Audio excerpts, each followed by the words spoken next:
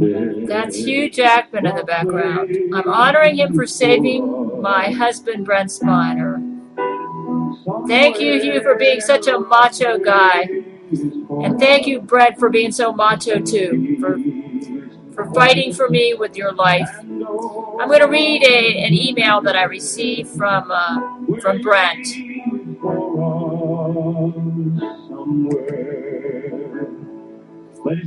I'm so proud of the men on my marriage list. They're so macho. I'm so proud of them. Brent wrote me an email September 19, 2011. My wife. Oh, my dear, I have been having quite a time dealing with my clone in these past ensuing days after the trial. You can watch my earlier YouTube videos about the trial that we had against Loree McBride. Now that he and I have met, and I have at this point executed several of his wives, do all of the Loree, he's referring to Loree McBride, do all of the Loree clones still count as one wife for him? He's been increasingly more obsessed with stalking me. I admit I do find it fairly unnerving to be stalked by someone who looks to be in my own spitting image. These Jesuits are experts at psychological warfare. You told me not to write you from this email unless there was an emergency. Well, there was an emergency earlier that I believe I should share with you. An averted emergency, mind you, but an excuse to write you nonetheless. Aren't I cute? Anyway, I digress. I was upstairs trying to figure out how to fix my computer when a nostalgic chime reverberated through my windows. I pulled back the curtains to see an old-fashioned ice cream truck rolling down my street. You might say I've been feeling reborn as of late. He accepted Christ as his Savior. And the child inside me told me to stop and smell the roses and go get some ice cream. All the more love handles for you to grasp, am I right? So I dash down the street and go to meet the ice cream man. I, of course, let the children go before me. And when I reach the window, I make my request for a Superman ice cream waffle cone. The ice cream man returns to the window, and my heart stops. I was looking into the face of my own clone. It was a surreal, bizarre scene, something akin to Data meeting Lore. His lips parted in a ghastly grin, and he said, 1 scoop or 2. That was when I knew it was on. He dove through the window. I dropped to the ground and did a barrel roll to get out of the way. What transpired next was a mad chase around the ice cream truck in the middle of the street. Let me replay Hugh Jackman. I'm honoring Hugh, so I want to hear him again. Let's hear Hugh Jackman again. Hugh saved my Brent's life, and I'm proud of him. This year, in special recognition of Stephen Sondheim on his 75th birthday, the tradition continues with somewhere. He dove through the window. I dropped to the ground and did a barrel roll to get out of the way. What transpired next was a mad chase around the ice cream truck in the middle of the street. You would think someone around us would call the police, but eerily enough, it seems as though the entire street went silent. I was left to fight with my own 2 fists. With God at my side, I knew I couldn't lose, and I trusted in his power as I took on my ultimate rival, which was ironically myself, yes? My clone was apparently taught parkour, P-A-R-K-O-U-R, and the next thing I know, he had vaulted onto the vehicle, and then onto me, pinning my rough old bones into the dusty asphalt. My clone's demonic eyes bored down into mine as he removed a knife. He asked me if I had any last requests. Trusting God, I said a prayer.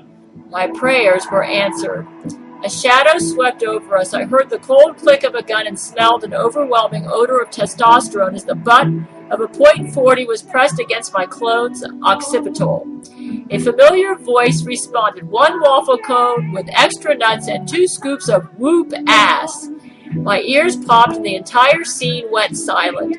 In retrospect, I knew it was the blasting sound of the bullet as it left the gun that caused this. My own adrenaline, too, for sure. As if in slow motion, black and white, I watched the eyes of my clone slowly deaden as the shards of skull and brains blew out behind him, whilst he simultaneously spewed bits of teeth, saliva, and gunpowder. Some of it got on my face. I heard a slow, deep, slow-motion grunt as his body then slowly rocked to the side and collapsed in a heap onto the hot concrete, a thickening pool of blood expanding outwardly around him. Brent, you are a good writer. Look how descriptive he is. You say he's making all this up, folks? I don't think so. The Jesuits are obsessed with Brent. Now let's get back to his letter. My eyes and ears returned to normal, and I gazed up into the silhouette of none other than Hugh Jackman. He grinned and extended his big manly paw to me, hoisting me off the ground. I thanked him tremendously for once again saving my life. I asked him how he knew where I was, and he said he had been waiting in the back of the ice cream freezer the entire time. It turns out the Jesuits were planning on using satellite radio manipulation to lure me to the ice cream truck via the siren. No wonder I was having such a strange craving for childhood nostalgia. Vladimir and associates got wind of this just in time and assigned Hugh Jackman to the scene, knowing that his manliness far surpassed that of my half-baked Jesuit imposter. After buying Hugh a round of drinks, I rushed right home, and wouldn't you know it, my computer had somehow been fixed. Coincidence? I eagerly opened up my email and began writing this letter to you. You must think me crazy, my dear. I know this story sounds hard to believe. I swear on my love for you it is true, and that I am not insane. Now that my clone has been eliminated, at least the most advanced one, I am feeling a little bit safer in my own skin.